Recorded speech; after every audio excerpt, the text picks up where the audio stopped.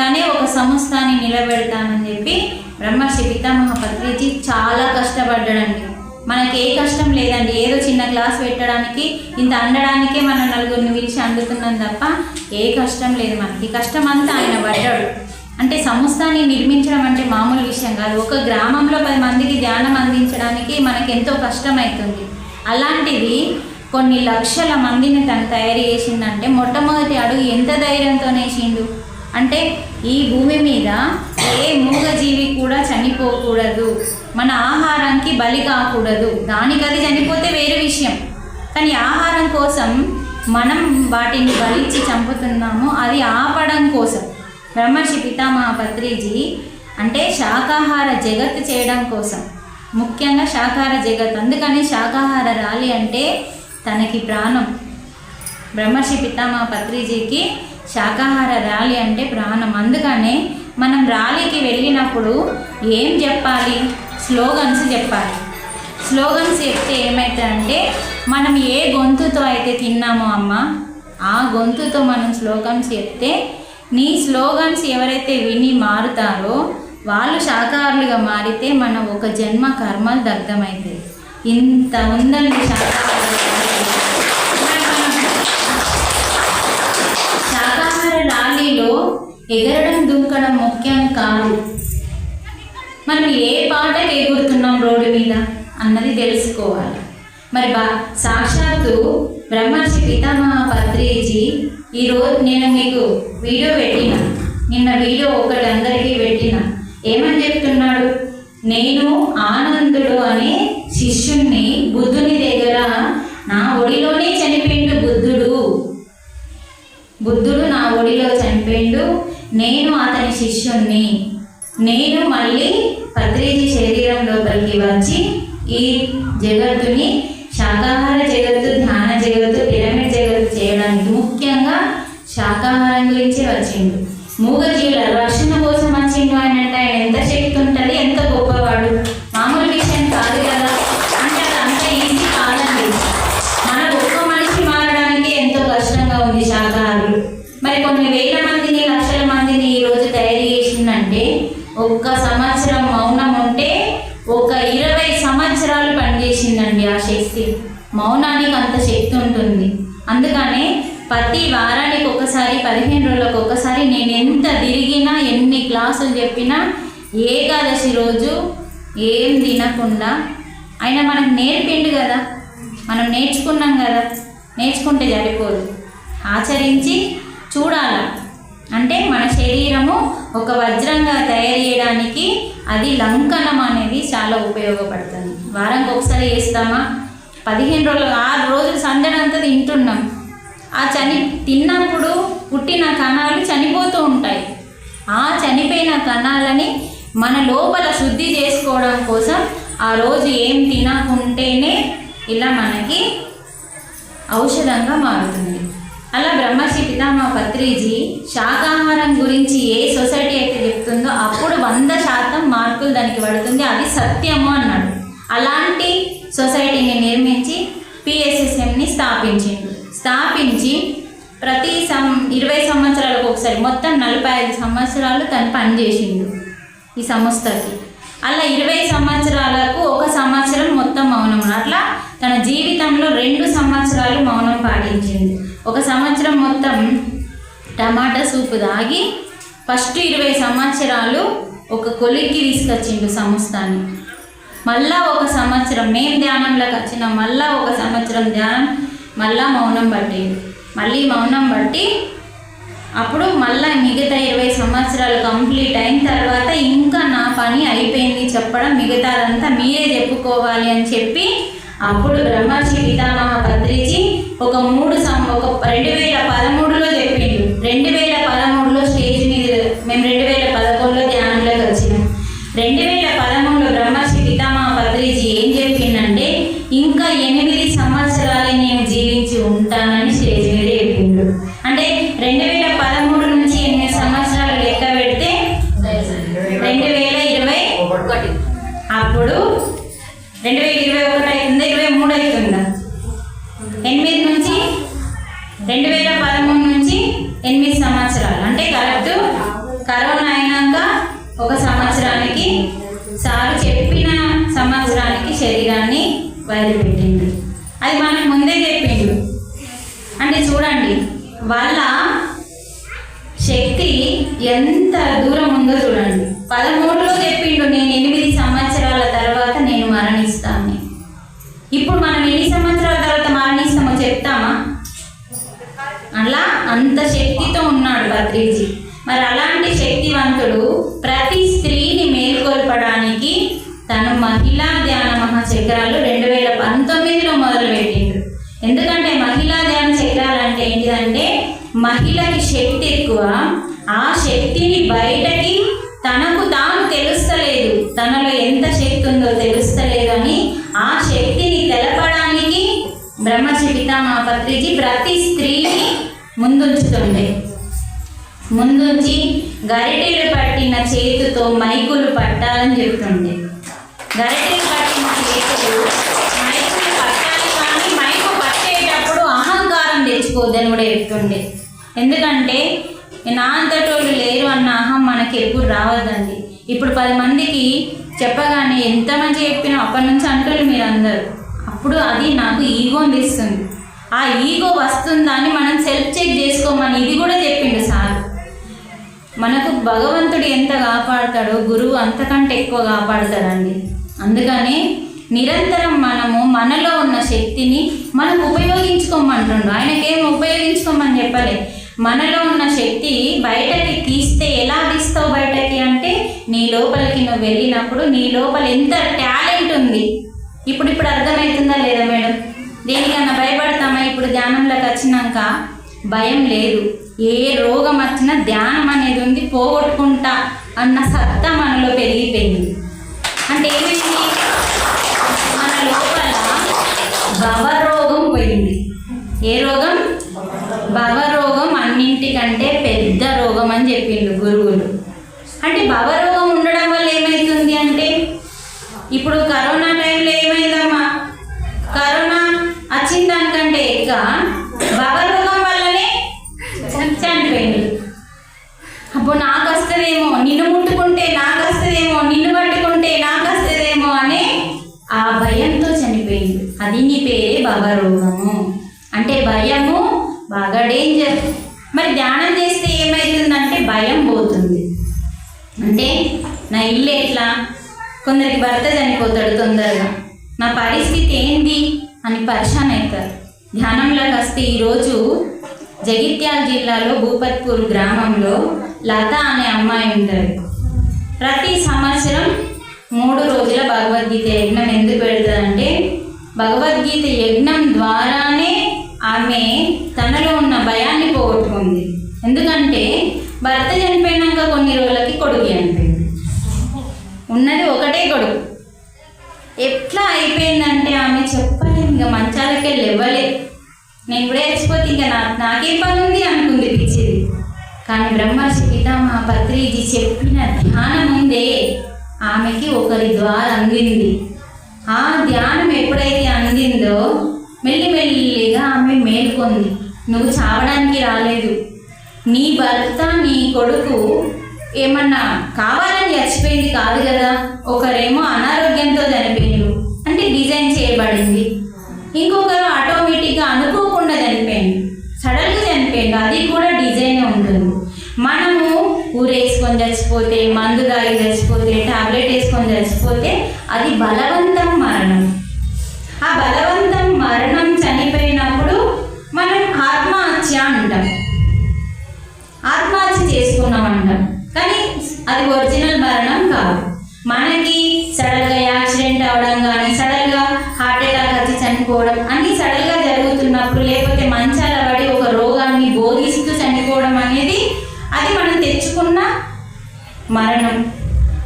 కానీ ఇక్కడ ఆమె భర్త కానీ ఆమె బాబు కానీ సడన్గా చనిపోయింది. అంటే వాళ్ళు అంటే వాళ్ళు తెచ్చుకున్న మరణం ద్వారా ఆయనకి ఏదో పిడుసు ఏదో వస్తుంది.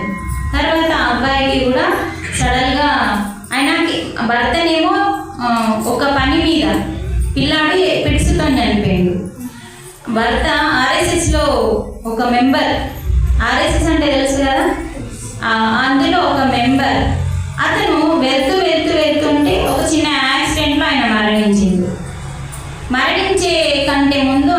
కొంచెం డైరీ రాసిండు. ఆ డైరీని ఈమె చదువుకుంది.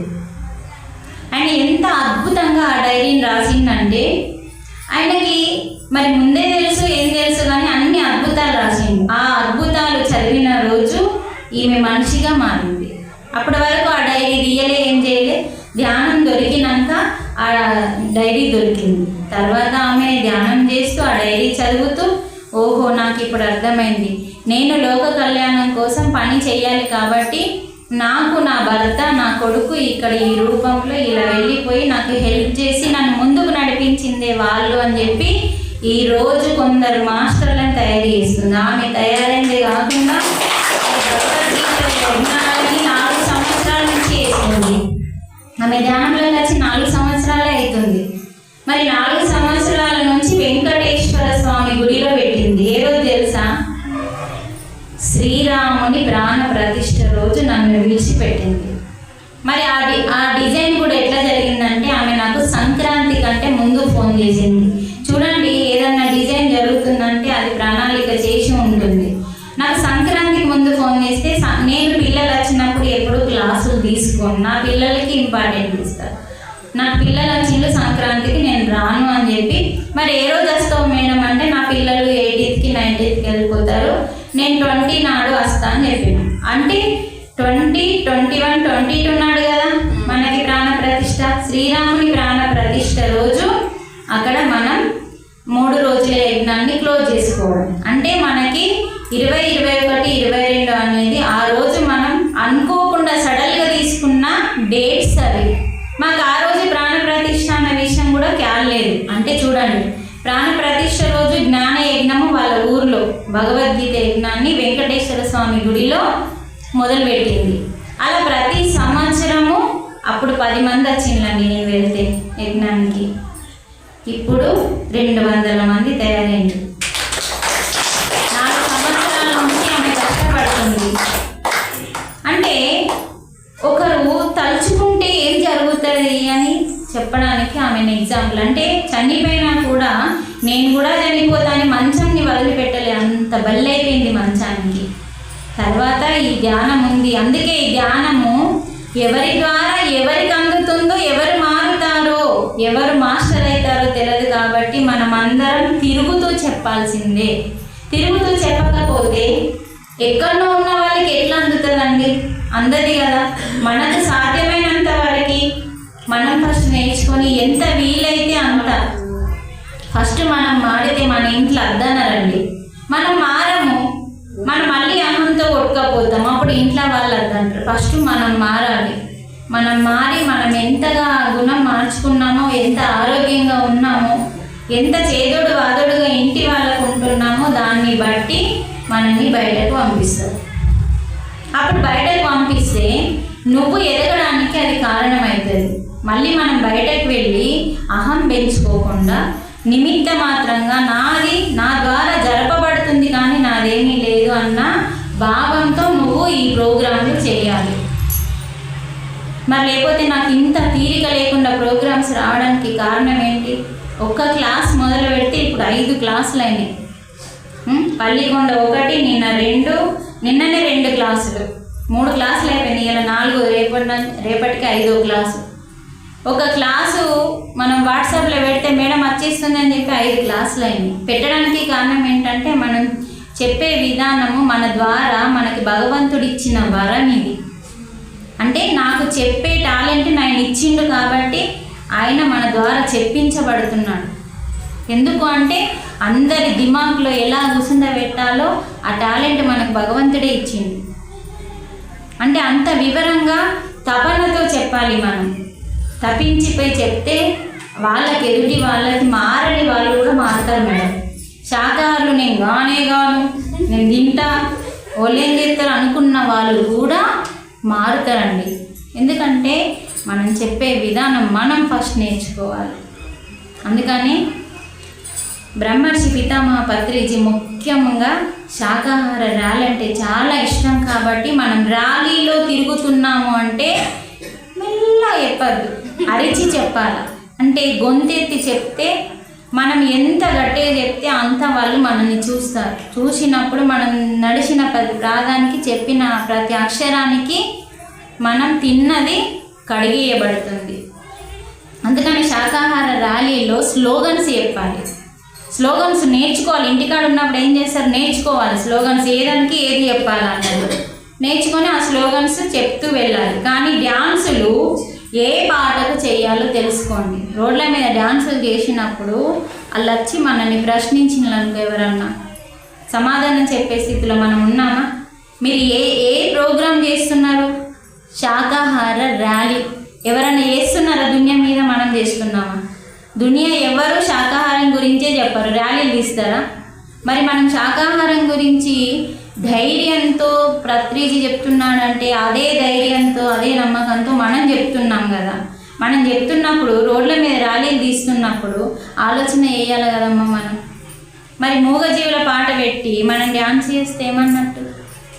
మనం స్టేజ్ ఎక్కడ వేసుకుంటాం, ప్రోగ్రాం అంతా అయిపోయిన తర్వాత మనం ప్రోగ్రాం ఎక్కడ ఏ గార్డెన్లో వేసుకుంటామో అది మన సామ్రాజ్యం, రోడ్డు కాదు అది మన సామ్రాజ్యంలో మీరు ధ్యానము చేయండి పాటకి. మనం నిన్న అక్కడ వేసినాం కదా, ఆ ఊరిలో సంబరాలు చేసుకున్నాం కదా తల్లి గోదావరి పాటకి. అప్పుడు మీరు చప్పట్లు వేసుకొని ఎంజాయ్ చేయండి, సెలబ్రేషన్ అది.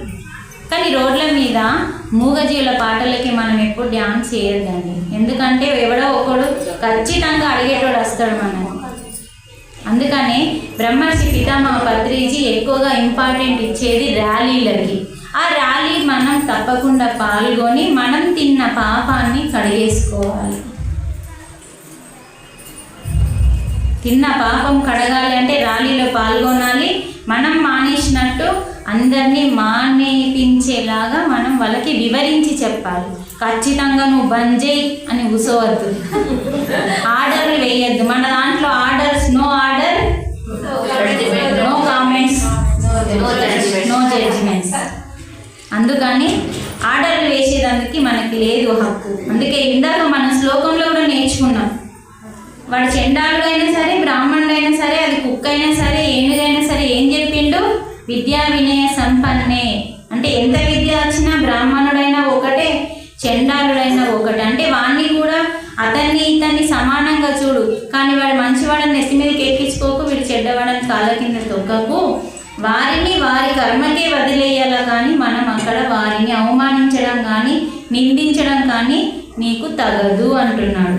ఆవునైనా ఇందాక నేను అదే చెప్పిన, ఆవు నేను రాత్రి క్లాస్లో ఆవుని పూజించి మేకని తింటున్నాం. మరి మన ఆవుని పూజించి ఆవుని ముస్లిం తింటున్నాడు, వాడిని తిడుతున్నాం. వాడేమన్నాడు తెలుసా? మేము ఆవుని తింటున్నాం, నువ్వు మేకని తింటున్నావు, నీకు మాకేం తేడా ఉంది అన్నాడు. అంటే ఇక్కడ ఈ శ్లోకంలో అదే చెప్తుండు. గవి అంటే ఆవు, హస్తిని అంటే ఏనుగు. అంటే మనకి ఇక్కడ ఏం చెప్తున్నాడు? ఏనుగైనా ఆవైనా కుక్కైనా చెండాలుడైనా అన్ని జంతువులని కూడా సమానంగా చూడు. ఆవు పూజించేదాన్ని పూజలు చేసి దానికి భోజనం పెట్టడము, కుక్కని కొట్టడము. కుక్క వస్తే హడి హడి అంటారు, ఆవు వస్తే దా దా అంటారు. అవునా? కుక్క వచ్చినా అందులో ఏమని చెప్తున్నాడు? అహమాత్మ గుడాకేశ సర్వభూతాశయ స్థిత అంటున్నాడు కదా. అహమాత్మ గుడాకేశ, నేను ఆత్మని, అన్నిట్లలో ఉన్న ఆత్మని నేనే అంటున్నాడు. మరి కుక్కలో ఆత్మ ఉంది కదా, ప్రాణం ఉంది అంటే చాలు ఆత్మ ఉన్నట్టే. అంటే అందులో ఉన్న ప్రాణమే నేను. ఏనుగులో ఉన్న ఆత్మని నేనే, కుక్కలో ఉన్న ఆత్మని నేనే. ఏనుగులో ఉన్నది, ఆవులో ఉన్నది, ఆఖరికి ఎన్నింటిలో ఉన్నానో అన్నింటిలో ఉన్నది నేనే. కాబట్టి ప్రతిదాన్ని సమానంగానే చూడండి. ఆవుని ఒకలా, అందుకే పత్రిజీ గట్టిగా చెప్పిండు, ఆవుని పూజించడం మేకని తినడం ఆవు గొప్పదని, మేక తుచ్చమైందని ఎవడు చెప్పిండు? మనిషి జన్మ గొప్పదని, మనిషి జన్మ ఉత్తమమైందని చెప్తే సారు కొడతాడు. మస్తు సార్లు కొట్టిండు అందరు. మనిషి జన్మ ఉత్తమమైంది, మిగతా జన్మలు ఉత్తమమైనవి కావా? అక్కడి నుంచే నువ్వు వచ్చినావు. అందుకని మనిషి జన్మ ఎందుకు ఉత్తమమైందంటే నువ్వు దేవుడు కావడానికి అయింది. కానీ నువ్వే దేవుడు అవుతున్నావు, నువ్వు ఇంకా రాక్షసుని అవుతున్నావు. అందుకని మనకంటే మూగజీవులు మంచిగా బతుకుతున్నాయి.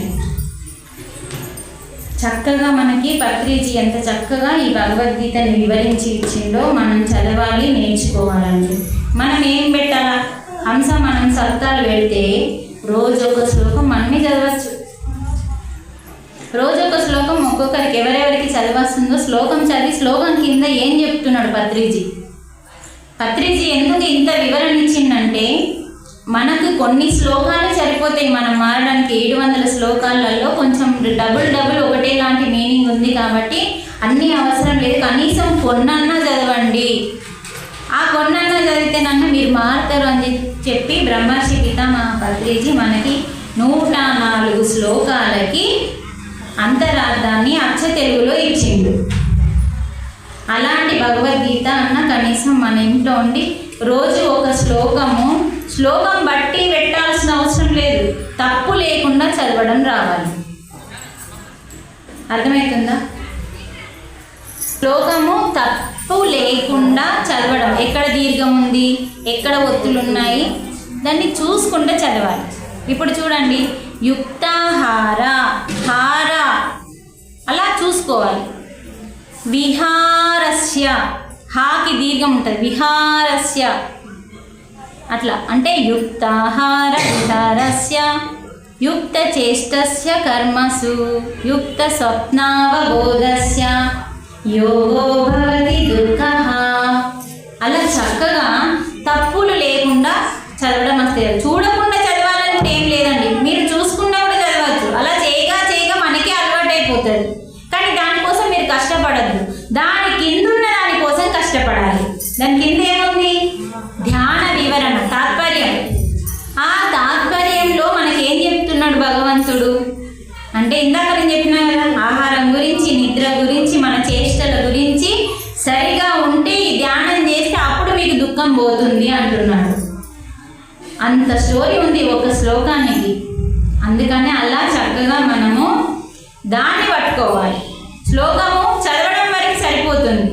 ఏ శ్లోకంలో మనకి ఏం చెప్తుండో తెలుసుకోవాలి బిడ్డ. మీరు అందరు కొంచెం ఎక్కువ చదువుకున్న వాళ్ళు ఉన్నారు కదా, మీరు సప్తాకి వెళ్ళాలా, రోజు ఆ ఒక అమ్మాయి, హంస, నువ్వు ఇలా రోజొక్కళ్ళు చదువుతుంటే ఏమైందంటే, మన గ్రామంలో ఎవరి ఇంట్లో అయితే 7 రోజుల సప్తా పెడతామో 7 రోజులు వాళ్ళ ఇంట్లో 7 శ్లోకాల గురించి మనం వివరించి చెప్తే దరిద్రం పోతుంది. అందుకనే భగవద్గీతలోనే చెప్తున్నాడు. ఏమని చెప్తున్నాడు? ఏ ఇంట్లో అయితే భగవద్గీత ఆచరణ ఉంటుందో వాళ్ళ ఇంట్లో ఆ పీడలు ఉండవు అని చెప్తున్నాడు విశ్వరూప సందర్శన యోగంలో. అంటే 11వ అధ్యాయంలో తన విశ్వరూపాన్ని చూపిస్తాడు కదా, ఆ విశ్వరూపం చూపించినప్పుడు చెప్తాడు అన్నట్టు. ఏ ఇంట్లో అయితే నిత్యం పారాయణం జరుగుతుందో, నిత్యం ఆచరణ జరుగుతుందో భగవద్గీత, ఆ ఇంట్లో ఏ దోషము, ఏ పీడలు ఉండవు, ఏ పూజ కూడా అవసరం లేదు అని చెప్తున్నాడు. అంటే మనం అది దోషము, ఈ కిటికీ దోషము, దర్వాజ దోషము అనుకుంటా అన్ని మన కట్టిన ఇళ్ళని కూలగొట్టుకుంటారు మస్తు మంది ఉన్నారు. అంటే మనకి అంత ఎన్ని మనం మాట్లాడతామంటే అంత పిచ్చిగా మారిపోతుంటున్నాం మనం. అందుకని భగవద్గీత చదువుతున్న కొద్దీ, దాన్ని నేర్చుకుంటూ ఆచరిస్తున్న కొద్దీ ఏమైతే అంటే మేడం, మన లోపల ఒక కాన్ఫిడెన్స్ పెరిగి, మన లోపల భయం పోయి, ఇగో ఇదే మనకి ఇంత సత్యం చెప్తుంది, ఇలా మనం నడుచుకుంటే చాలు అని చెప్పి చక్కగా వివరిస్తున్నాడు. కాబట్టి భగవద్గీత 7 రోజుల సప్తా కంటిన్యూ పెట్టాలండి, బంద్ చేయొద్దు. ఇప్పుడు ఈరోజు సప్తా క్లోజ్ కదా, రేపటి నుంచి మళ్ళీ స్టార్ట్ చేయాలి. ఎక్కువసేపు అవసరం లేదు, అర్ధగంట ధ్యానం, గంటనే పెట్టుకోండి కానీ పెట్టండి. ఏ ఇంట్లో అయితే పెట్టుకుంటామో ఆ ఇల్లు తొందరగా మారుతుంది. పెట్టుకునేటప్పుడు మారాలని పెట్టుకోవడం కాదు, హృదయపూర్వకంగా నా ఇంట్లో భగవద్గీత చదవడం నేర్చుకోవాలి. కాబట్టి భగవద్గీత 7 రోజులే కాదు, అలా కంటిన్యూ రోజు ఒక శ్లోకం చదువుతూ కనీసం మనం తెలుసుకోవడం కోసం అన్నా చదువుకోవాలి. అందుకని 7 రోజుల సప్తాలు ఒక్కొక్క రోజు ఒక్కొక్కరు అర్ధగంట ఆ శ్లోకం గురించి చెప్పండి, ఇంకా మిగతా అరగంట ధ్యానం సరిపోతుంది కదా. ఎందుకంటే అందరూ రావాలి, రోజు పెట్టుకోవాలంటే గంటనే, 2-3 గంటలు పెట్టుకుంటే ఆయన తచ్చిటోళ్ళు మానేస్తారు మెల్లిగా, అంతే కదమ్మా. అంటే మాకు ఇంట్లో పనులు ఉన్నాయి, రోజు వస్తే ఎట్లా అంటారు, మళ్ళీ అట్లా బాధనే ఉన్నది, ఏం చేద్దాం. అందుకని అర్ధగంట క్లాసు అంటే కొంచెం అందరూ మంచి స్ట్రాంగ్ అయినాక మళ్ళీ మస్తు 2 గంటలు పెట్టుకోవచ్చు, 3 గంటలు పెట్టుకోవచ్చు. పెట్టుకోవచ్చు. కానీ ఫస్ట్ వాళ్ళు మెల్లిమెల్లిగా ఈ ధ్యానంలోకి వచ్చి శాఖలుగా మారి వాళ్ళ ఇందరిలో సప్తాలు పెట్టుకునేలాగా మనం తయారైన తర్వాత అప్పుడు పెట్టుకోవచ్చు ఎన్ని గంటలన్నా. ఒక మంచి పని చేయడానికి, ఒక భగవద్గీత మా ఇంట్లో చెప్పడానికి మా ఇంట్లో ఒప్పుకోవట్లేరంటే వాళ్ళు మనుషులు కాదన్నట్టుగా, భగవద్గీతను కూడా చెప్పడానికి ఒప్పుకోవట్లేరంటే వాళ్ళు మనుషుల? భగవద్గీత మన గ్రంథం. మరి అట్లాంటప్పుడు కృష్ణుడి పూజ ఎందుకు చేస్తున్నావు? కృష్ణుడి గుడికి ఎందుకు పోతున్నావు? ఆయన గుడికి పోవడానికి నీకు అర్హత ఎక్కడిది? భగవద్గీత అర్థం అంటే ఆయన ఫోటో పెట్టుకోవడానికి కూడా మనకు అర్హత లేదు. ఈ గీత మన ఇంట్లో లేకపోతే కనీసం నాకు చదువు రాదు కదా, చదువుతున్నారట ఇయ్యాల అని చెప్పి చదువు రాని వాళ్ళందరూ ఉడకాల, పరిగెత్తాల. కనీసం చచ్చేటప్పుడన్నా భగవద్గీత జ్ఞానం వింటే మనకి భగవంతుని చనిపోయే చివరి శ్వాస టైంలో నారాయణుడు గుర్తు రానియడట. ఈ బతికున్నప్పుడు మనం ఈ పాఠాలు నేర్చుకోకుంటే చనిపోయే చివరి క్షణంలో నారాయణుడు గుర్తు రాడంట. అప్పుడు దారుణమైన సావు చావకూడదని ఆ టైంలో నారాయణుడు గుర్తు రావాలని తులసి తీర్థం పోతారు. కనీసం చనిపోయేటప్పుడు మనం నారాయణ నారాయణ శ్రీరామ అనుకుంటా చనిపోతే కొంచెం అన్న మరో జన్మ మంచి జన్మ ఉంటుందని చెప్పి ఏ వాసనతో చనిపోతాము అంటే ఇక్కడ ఏ వాసన, ఈ వాసన కాదంటే గుడ్డు వాసన, కూరగాయ వాసన కాదు అంటే ఇక్కడ ఏ వాసన ఉంది అంటే నేను శరీరాన్ని వదిలిపెట్టేస్తున్నా, ఇంక అయిపోతుంది, నారాయణ దగ్గరికి వెళ్తున్నా అనుకుంటా నారాయణ నారాయణ నారాయణ అనుకుంటా వెళ్తే ఆ వాసనతో నువ్వు మరణించినప్పుడు కొంచెం మంచి జన్మ వస్తుందని చెప్పి పెద్దలు కనిపెట్టి చివరి టైంలోనట ఈ బతికి ఉన్నప్పుడు మనం ఇలాంటి పాఠాలు నేర్చుకోకపోతే ఆ టైంలో నారాయణుడు గుర్తు రాడని చెప్తున్నారు. ఇలాంటి టైంలో మనం వింటే చనిపోయేటప్పుడు చివరి శ్వాసకి నారాయణుడు గుర్తొచ్చి ఈ జన్మ కంటే గొప్ప జన్మ దొరుకుతాయని చెప్పింది మనం. అందుకే అమ్మ మాకు చదువు రాదు ఏం రాదు అనకండి, పొండి నేర్చుకోండి, చక్కగా ఏం నేర్పిస్తున్నారో అది నేర్చుకోండి. చదువు రాకపోయినా మనకు అర్థమవుతుంది కదమ్మా చెప్తే, దాన్ని పట్టుకుంటే అయిపోయి ఇంట్లో రొల్లులు పెట్టుడు మానేయాలి. ఫస్ట్ ముసలోళ్ళైనా సరే, ఐసోళ్ళైనా సరే, అత్త అయినా సరే, కోడలైనా సరే. ఎందుకంటే అమ్మ ఎవరము ఎన్ని రోజులు బతుకుతాము? అత్త అయితే ఏమైతే అమ్మలాగా చూసుకుంటే, కోడలైతే ఏమైతే కూతురులాగా చూసుకుంటే ఆ గుణం లేదు కదా మన లోపల. ఆ గుణం రావాలి అంటే ధ్యానం చేయాలి. కనీసం ధ్యానం చేయకపోయినా ఈ మాటలు వింటేనన్నా మనం మారాలి. ఒకరోజు ఒక అమ్మాయికి పెళ్ళైంది. ఇప్పుడు అమ్మాయిలు ఎట్లున్నారంటే ఏం పనద్దలకి సోకులు కావాలి, అలా తయారైంది దునియా. అంటే అందులో 90% అలా ఉన్నారు. అందరు అమ్మాయిలు అలా లేరండి. మళ్ళీ 90% అమ్మాయిలకి పనద్దు, ఐటమ్ తిండి కావాలి. మళ్ళా 10% పిల్లలు మంచిగా ఉన్నారండి 100లో. అయితే పెళ్ళైన ఒక అమ్మాయి భర్తతో ఎంజాయ్ చేయాలనుకుంటుంది. ఇప్పుడు అప్పుడు కాలంలో పిల్లలు ఏంటంటే, అప్పటి కాలంలో మాకంటే ముందు పెళ్ళైన వాళ్ళు ఎట్లా అంటే భర్తతో తిరుగుడు ఉండకపో, ముందు ఇంట్లో పని చేసుడు ఉంటుండే, మస్తు పని ఉంటుండే. ఏం పనులు ఉంటుండే తెలుసా? నీళ్ళు ఎదుకరావడం, నీళ్లు మోసుకరావడం, ఇంత పెద్ద ఆకిళ్ళు నూకాలి, ఇంత పెద్ద అలుకులు చల్లాలి. అసలు ఆలోచించడానికి టైం లేనంత పని ఉంటుండే. అప్పుడు ఆలోచించలేడానికి పని ఉంటుండే. అంటే అప్పుడు ఆలోచనలే ఉండకపోతుండే వాళ్ళకి. నిరంతరం పని, దంచుడు ఇసురుడు, దంచుడు ఇసురుడు. ఏం చేయాలన్నా దంచాల, మనం ఏం చేయాలన్నా కటికేయాలి. మనకేమో కటకలు వచ్చినాయి, కటకల వల్ల ఏమైంది? ఆలోచనలు ఎక్కువైనాయి. అందుకని అమ్మ వాళ్ళకు పని ఎక్కువ ఉంది కాబట్టి ఆలోచించడానికి సమయం లేకుండా, మనకు పనే లేదు అసలు, పని తక్కువ ఉంది కాబట్టి అన్ని కటకలు వచ్చినాయి. నీళ్ళకి ఒక కట్టెక, గ్రైండర్కి ఒక కట్టెక, వాషింగ్ మిషన్కి ఒక కట్టెక, బోర్ నీ వచ్చేసింది, రైస్ కుక్కర్కి ఒక కట్టె. అంటే చూడండి, ఈ కటకల వల్ల ఏమైంది? పని తక్కువ అయిపోయినప్పుడు మనకేం పని లేక ఆలోచన లేకపోయినా అంటే ఉంటేనే కూర్చుంటాం కదా, ఇక బుర్ర ఏం చేస్తే ఆలోచన ఇవ్వాలి. దీనివల్ల ఏమవుతుందంటే మన శరీరంలో వాళ్ళకి ఏం రోగాలు రావట్లేదు, మనకు రోగాలు వస్తుంది. ఎందుకంటే వాళ్ళు ఏం చేసిండు? ఆలోచన లేని స్థితి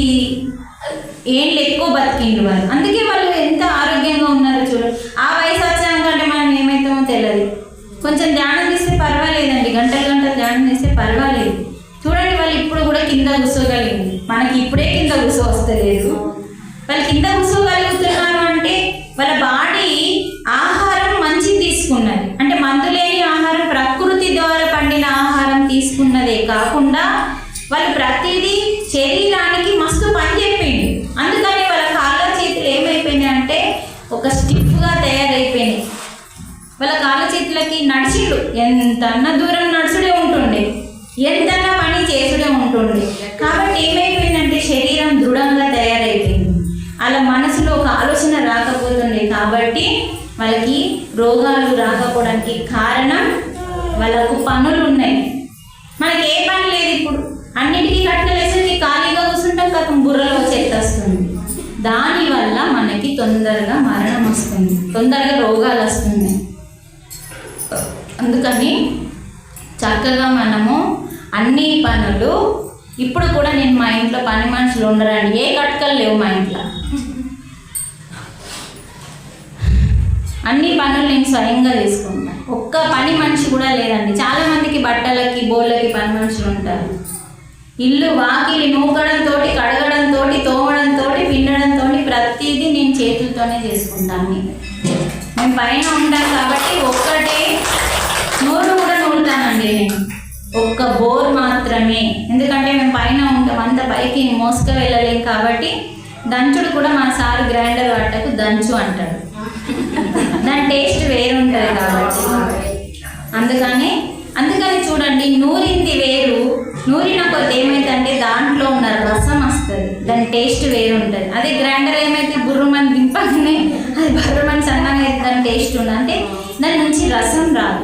అలాగే వేదాల నుంచి, ఉపనిషత్తుల నుంచి, అన్నింటి నుంచి జ్ఞానాన్ని రంగరించి నూరి వినాయకుడు మనకు భగవద్గీతనిచ్చిండు. ఇది రసం. భగవద్గీత ఏంటిది?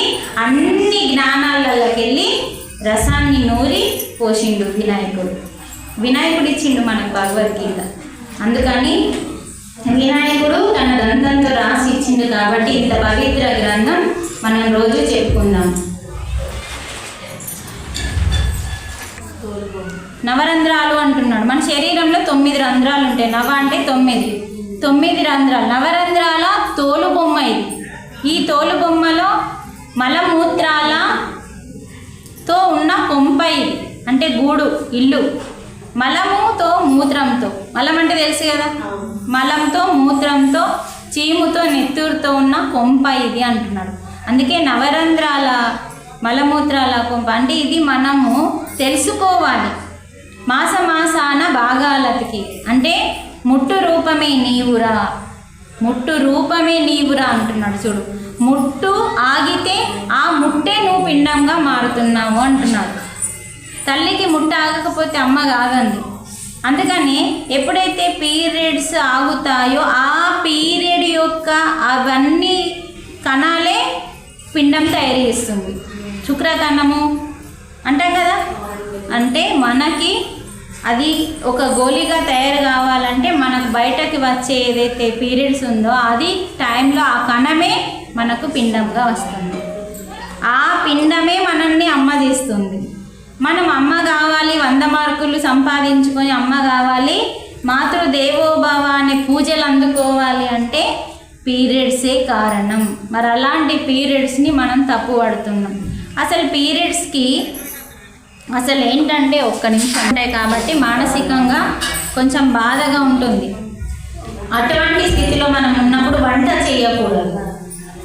ఆ వంట చేస్తే ఆ బాధతో చేసిన వంటని తిన్న వాళ్ళకి కూడా ఆ బాధ కలుగుతుంది.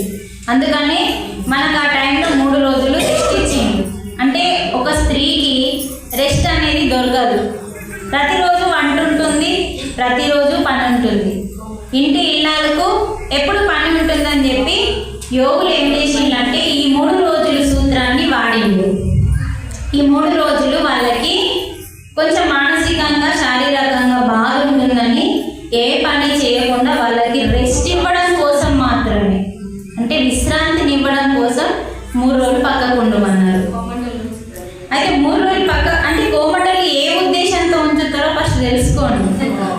వాళ్ళ ఉద్దేశం వేరు, కానీ మునుల ఉద్దేశం అది వాళ్ళు విశ్రాంతి తీసుకుంటే ఆ 3 రోజులను వాళ్ళకి విశ్రాంతి దొరుకుతుంది.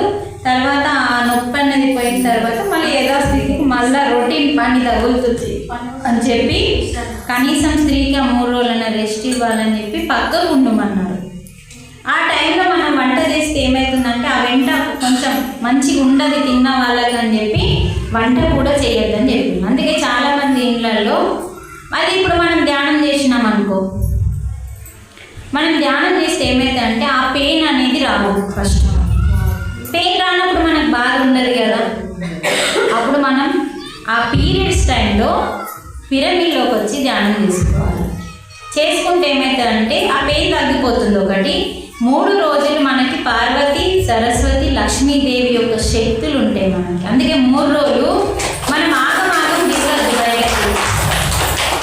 మనం పీరియడ్స్ వచ్చిన 3 రోజులు బయటకి అంటే ఏంటంటే రాత్రి పూట అటు ఇటు పోకుండా మన అమ్మవారి శక్తిని 3 రోజులు మన మీరున్న శక్తుల్ని మనం ధ్యానం ద్వారా మన లోపలికి తీసుకోవాలి. అందుకని ఈ ట్రైనింగ్లలో మనకి ఇవన్నీ చెప్తారు. అవి మనం ఫస్ట్ చెక్ చేసుకోవాలి. మనం నమ్మాలి కదా. మనకు నమ్మకం కలగాలంటే నా జ్ఞానం నువ్వు తీసుకుంటే నీకు నమ్మకం ఎట్లా వస్తుంది? అనుభవమే జ్ఞానం అన్నారు కానీ ఒక చెప్పింది జ్ఞానం కాదు ఎప్పుడు. అందుకని అనుభవించాలంటే ఫస్ట్ మనం ప్రాక్టీస్ చేయాలమ్మా, ధ్యానం చేయాలి. ఆ రోజు మరి ఎలా ఉంటుంది? ఎటు బయటకు వెళ్ళకుండా ధ్యానం చేసి నొప్పి తగ్గుతుందా?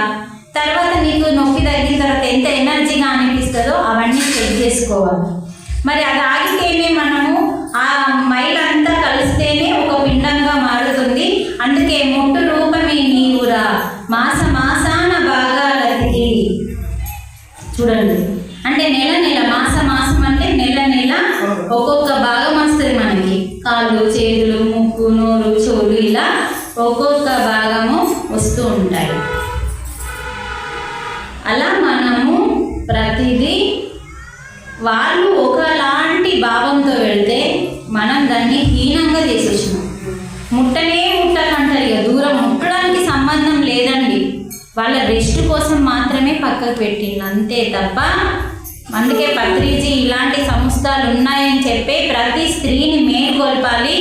ముట్టు గురించి చెప్పిండు, ప్రతి స్త్రీలో ఉన్న తన శక్తి గురించి చెప్పిండు, అమ్మ తనం గురించి చెప్పిండు. అమ్మ ఫస్ట్ తన ఒడికి ఇంపార్టెంట్ ఇవ్వాలి, తన బిడ్డకి ఒక్కళ్ళని అంటావా 10 మందిని అంటావా? తన బిడ్డకి 5 సంవత్సరాలు వచ్చే లోపల బడికి పోకన్నా ముందు ఎంతో నేర్పించాలి అమ్మ అని చెప్పి తన ఒడికి ఇంపార్టెంట్ ఇవ్వమన్నారు. ఇవి మనకెవరు నేర్పలేదు. ఫస్ట్ కడుపున పడ్డాక ఒక 9 నెలలు 10 నెలలు, తర్వాత 5 సంవత్సరాలు ఒడిలో, మొత్తం 6 సంవత్సరాలు. ఒడిలోనే కాకుండా కడుపులో ఉన్నప్పుడు ఎక్కువ నేర్చుకుంటారు ఒడిలో కంటే. ఎందుకంటే అక్కడ వాళ్ళ ఆత్మస్థితిలో ఉంటారు. ఇక్కడికి వచ్చినాక భూమి మీద వచ్చిన తర్వాత వేరే స్థితి వస్తుంది. అందుకని ఎప్పుడైతే మనం గర్భం దాలుస్తామో అప్పుడే వాళ్ళకి నేర్పించాలి. ఎవరైనా గర్భిణీ స్త్రీలు ఉన్నారనుకో మనం పరిగెత్తాలి అక్కడికి వాళ్ళ దగ్గరికి. మనం చేయాల్సిన సహాయం వాళ్ళకి చేయాలి. వాళ్ళు వినారా తర్వాత సంగతి చెప్పడం వరకు ప్రయత్నం చేసిన తర్వాత వాళ్ళ ఇష్టం ఉంటే వింటే చెబుదాం ఇంకా కొంచెం, లేదంటే వదిలిపెట్టేయాలి. కానీ అక్కడ ఏం మనం ఆర్డర్స్ వేయాలి, అర్థమైందా? ఆర్డర్స్ వేసి ఇంకో మీరు భగవద్గీత అయితే రామాయణం చదివితే మంచిగా ఉంటుందని ఎక్స్ప్లెయిన్ చేయాలి. ధ్యానం చేసుకుంటే కూడా వాడు ఒక జ్ఞానిగా మాట్లాడని చెప్పి చక్కగా వివరించాలి మనం. ఓకేనా? ఇలా మనకి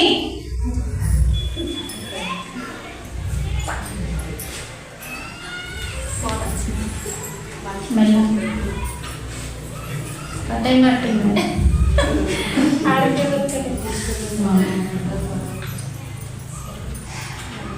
డోర్ పెట్టేసి